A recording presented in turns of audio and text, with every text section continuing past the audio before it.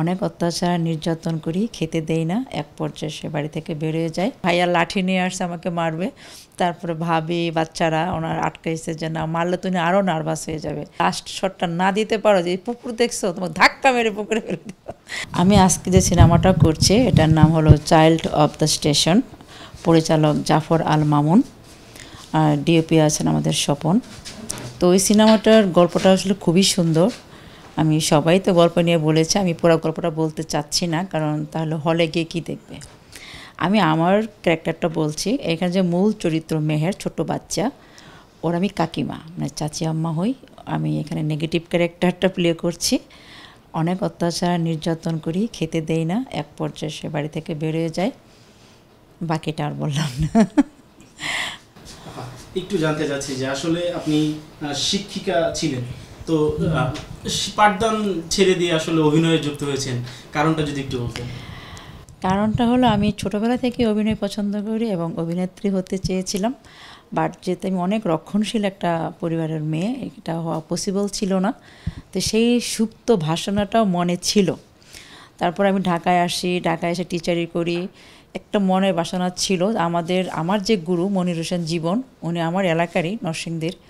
তো ভাইয়ার নাম্বার নিয়েছিলাম আমি 2007 সালে। ভাইয়ার সঙ্গে আমি যোগাযোগ করেছি 2009 সালে, মানে 2 বছর পর ওর সঙ্গে যোগাযোগ করেছি আমি। তুমি দেখে আমাকে চিনে ফেলছে যে আমার বড় ভাই, ওনার ফ্রেন্ড আবার।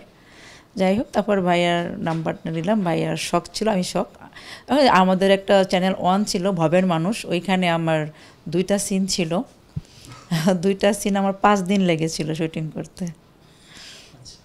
2টা সিন করতে 5 দিন সময় লেগেছিল? হ্যাঁ, 5 দিন লেগেছিল, কারণ ভাইয়া তো খুব গুণী অভিনেতা, যেহেতু হুমায়ুন আহমেদের উনি অ্যাসিস্ট্যান্ট ছিলেন।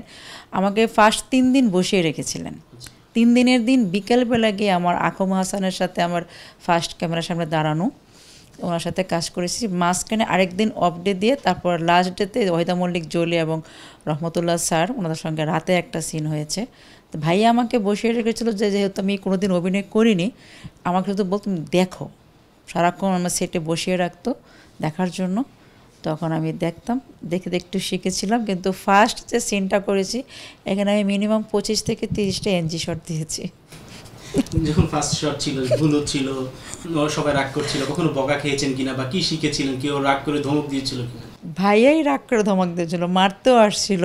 কিন্তু আমার যে কোয়ার্টিস্ট ছিল আখমা হাসান, উনি আমাকে প্রচণ্ড সাপোর্ট করেছে। বলছে যে আর উনি তো নতুন, উনি তো ধমকালেও পারবে না। এক পর্যায়ে ভাইয়া লাঠি নিয়ে আসছে আমাকে মারবে। তারপরে ভাবি বাচ্চারা ওনার আটকাইছে যে না মারলে তুমি আরও নার্ভাস হয়ে যাবে।